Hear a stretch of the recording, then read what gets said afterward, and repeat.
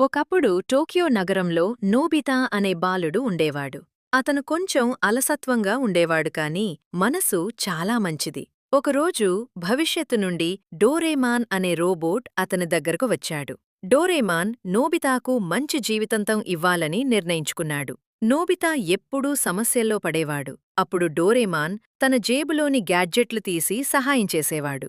ఒకసారి నోబితా పరీక్షలో ఫెయిలయ్యాడు. అతను చాలా బాధపడ్డాడు. డోరేమాన్ అతనికి ధైర్యం చెప్పాడు. నువ్వు కష్టపడితే తప్పకుండా గెలుస్తావ్ అని చెప్పాడు. ఆ రోజు నుండి నోబితా చదవటం మొదలుపెట్టాడు. డోరేమాన్ ఎప్పుడూ అతని పక్కనే ఉండేవాడు. వాళ్లు కలిసి ఎన్నో సాహసాలు చేశారు. కొన్నిసార్లు వాళ్లు టైం ట్రావెల్ కూడా చేసేవాడు. నోబితా తప్పులు చేసినప్పుడు డోరేమాన్ కోప్పడేవాడు. కాని వెంటనే అతన్ని క్షమించేవాడు. వాళ్ల మధ్య ఉన్న స్నేహం చాలా బలంగా ఉండేది. ఒకరోజు నోబితా డోరేమాన్కి నువ్వు నా బెస్ట్ ఫ్రెండ్ అన్నాడు. డోరేమాన్ కూడా నేను ఎప్పుడూ నీతోనే ఉంటాను అన్నాడు. ఇలా వారి స్నేహం ఎప్పటికీ కొనసాగింది. మీకెవరు ఫేవరెట్, డోరేమాన్ లేదా నోబితా? కామెంట్ చేయండి.